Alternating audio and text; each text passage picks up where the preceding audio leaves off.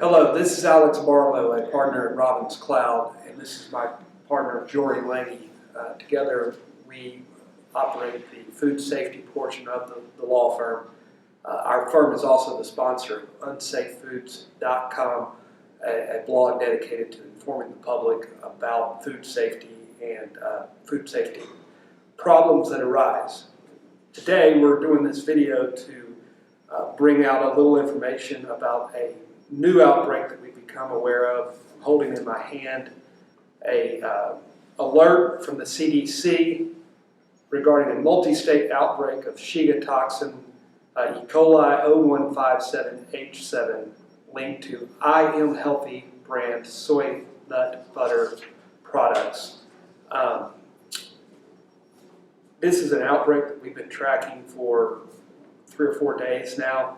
It's breaking more into the public, and we wanted to provide some information, quick information for people who may be interested in following this outbreak, or more importantly, may have begun to show symptoms themselves of E. coli poisoning, or food poisoning, or even worse, one of their children may be exhibiting those signs and symptoms. What's going on, what you should do, and what to expect. So with that, I'm going to ask Jory. Jory, can you bring us up to speed about how this outbreak started, what we know so far as to where cases have been found, etc.? Sure. Here's what we know. We know that the CDC has been following for the last several weeks an outbreak of E. coli cases that began in 4 separate states.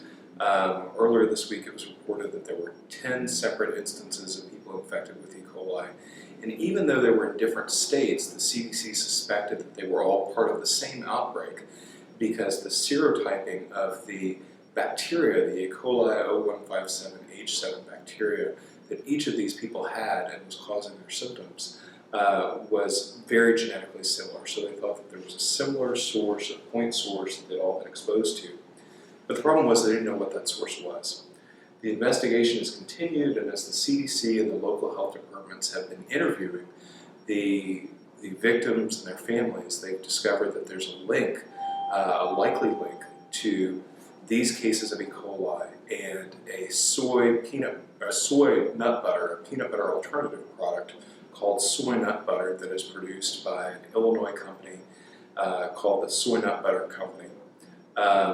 And that seems to be the likely cause of this. Okay. The product in question so far is what is the exact product? It's a good question. So the Soynut Butter Company markets its products specifically to the parents of children who have allergic reactions to peanut butter.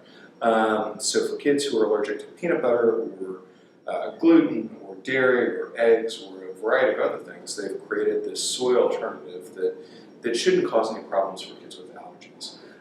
The problem is, it appears that some of these products may be contaminated with E. coli 0157. Okay, and there is actually, I think the company has actually done a voluntary recall of some of its I Am Healthy soy nut butter at this point, right? That's correct. Yesterday, the FDA notified the company of the concern about a possible link to these E. coli cases, and as a result, the company has withdrawn its products effective last night. They recalled all of the products. Now, the last report I saw, and you may have even more up-to-date information than I do at this point, but the last report I saw they'd only recalled the soy nut butter product itself. But That's correct. CDC today also recommends that you not eat the I Am Healthy brand granola-coated soy nut butter. So I take that's a slightly different product that I don't believe has been recalled, but the CDC is advising people to not eat because it's not clear whether or not there may be an E. coli issue with those products as well. Right? And that's a good point. And at this point, the best thing to do is to be cautious. Better to be safe. Okay. Now, how many cases have been identified so far? So far, 12 cases have been identified. 11 of these cases are in children, and 6 of the people who have the E. coli infection have been hospitalized. The cases so far have occurred in Arizona, California, Maryland, New Jersey, and Oregon. Most recently today, we learned about 4 children at daycare in Arizona. They all went to the same daycare, were exposed to the same thing, and each of them came down with E. coli.